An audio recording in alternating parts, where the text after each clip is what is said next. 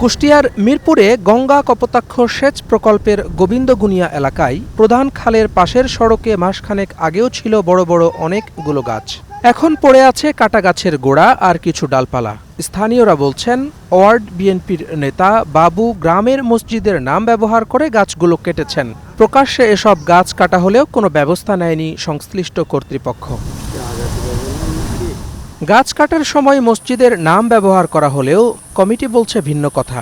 কমিটির সভাপতি বলছেন, জায়গাটি মসজিদের নয়, এটি পুরোপুরি অবৈধ কাজ, তারা এর বিরুদ্ধে। মসজিদ কমিটি এই গাছ কাটার বিষয়ে তারা মসজিদ কমিটিকে বলে নাই, মসজিদ কমিটি এই বিষয়ে জানে না, তারা নিজেদের ইচ্ছামতো তারা কাটছে। সরকারি যারা কর্মকর্তা আছে তাদেরকে অবশ্যই উচিত যে এগুলো তথ্য নেওয়া এবং এগুলোর বিষয়ে অবশ্যই দ্রুত ব্যবস্থা গ্রহণ করা উচিত। একটা গোষ্ঠী লুটপাট, পুকুর, গাছ, পাথর, যাই সারা দেশে একটা অরাজকতা তৈরি করেছে।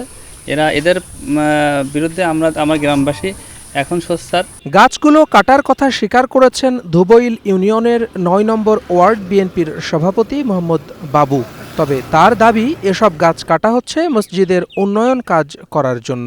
গাছগুলো কাটা হচ্ছে যে মসজিদের কাজ করার জন্য, ঠিক আছে। এই গাছগুলো আমরাই তৈরি করেছি, এর সম্বন্ধে কেউ কোনোদিন বাধা দেয় না।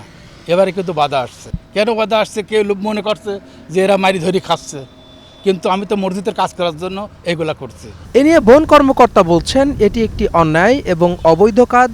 ব্যবস্থা না নিলে পরিবেশ আরও হুমকিতে পড়বে। অনুমতিবিহীন যে কোনো গাছ কাটায় আইনত দণ্ডনীয় অপরাধ।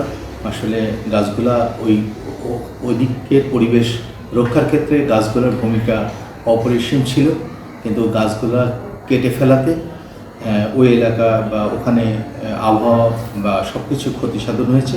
এটা যে বা যারাই করুক না কেন, এটা দণ্ডনীয় অপরাধ করেছে। এদিকে পানি উন্নয়ন বোর্ডের কর্মকর্তারা দিলেন অনেকটা দায়সারা বক্তব্য। 1 মাস ধরে তাদের মালিকানাধীন জায়গার গাছ কাটা হলেও যেন কিছুই জানেন না তারা। জানালেন, খোঁজ নিচ্ছেন। আমাদের এরকম লোকবল সংকট, এখন গাছপালা কে কোথায় কাটতেছে, এখন বন বিভাগের সাথে আমাদের যেহেতু চুক্তিবদ্ধ আছে, সেটা বন বিভাগের গাছ কিনা বা বন বিভাগ কর্তৃক কর্তন করা হচ্ছে কিনা বা স্থানীয় লোক যারা কাটছে তাদের গাছ রোপণ করা কিনা, এ বিষয়ে আমরা তদন্ত করে ব্যবস্থা করব। সড়কের পাশের এসব গাছ কেটে ক্ষতি করা হয়েছে পরিবেশের, লোপাট করা হয়েছে সরকারের সম্পদ। এসব অপরাধের বিরুদ্ধে কর্তৃপক্ষ কী ব্যবস্থা নেয়, সেটিই এখন দেখার বিষয়। Desk report, star news.